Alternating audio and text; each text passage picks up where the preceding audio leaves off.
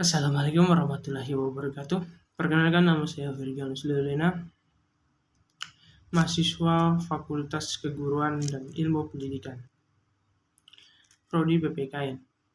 Pada video ini saya akan menjabarkan jawaban UTS pada mata kuliah evaluasi pembelajaran yang diampu oleh Bapak Dr. Heru Nurgiansyah, SPD, MPD.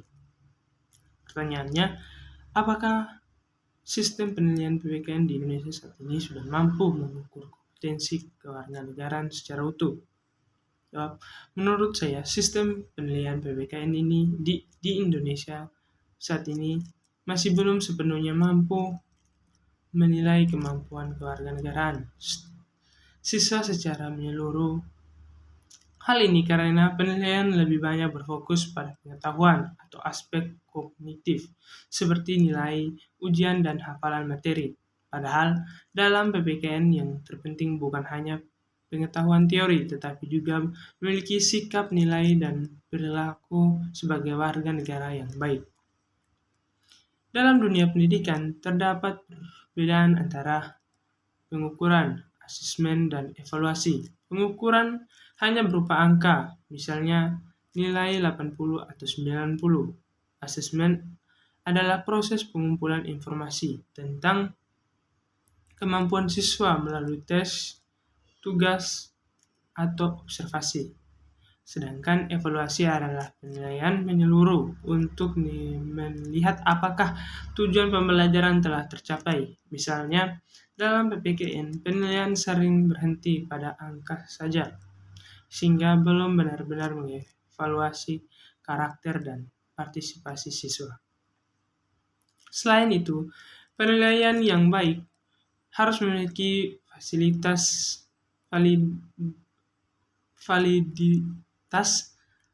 dan reliabilitas.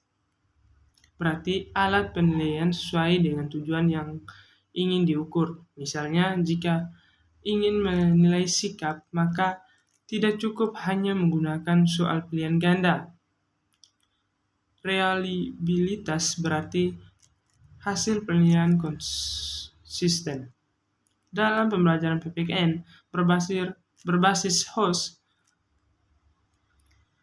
siswa harusnya dilatih untuk berpikir kritis, menganalisis masalah, dan mencari solusi, bukan sekedar menghafal.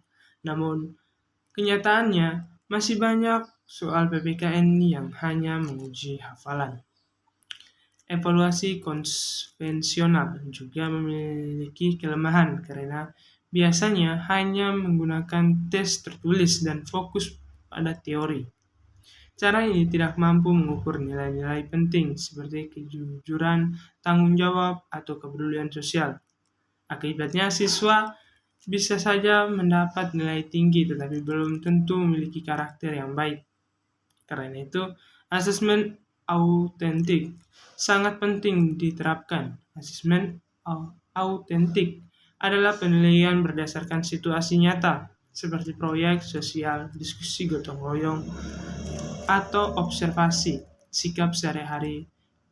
Dengan cara ini, siswa tidak hanya memahami nilai Pancasila secara teori, tetapi juga mempraktikannya dalam kehidupan nyata.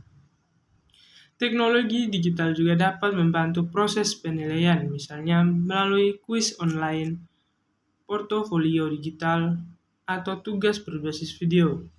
Penilaian menjadi lebih menarik dan dapat menilai proses pembelajaran siswa secara lebih lengkap. Namun, tantangannya adalah akses teknologi yang belum merata dan kemampuan digital guru yang masih perlu ditingkatkan.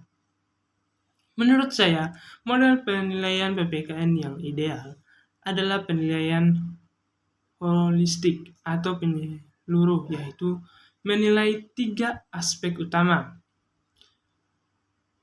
pengetahuan, sikap, dan partisipasi sosial.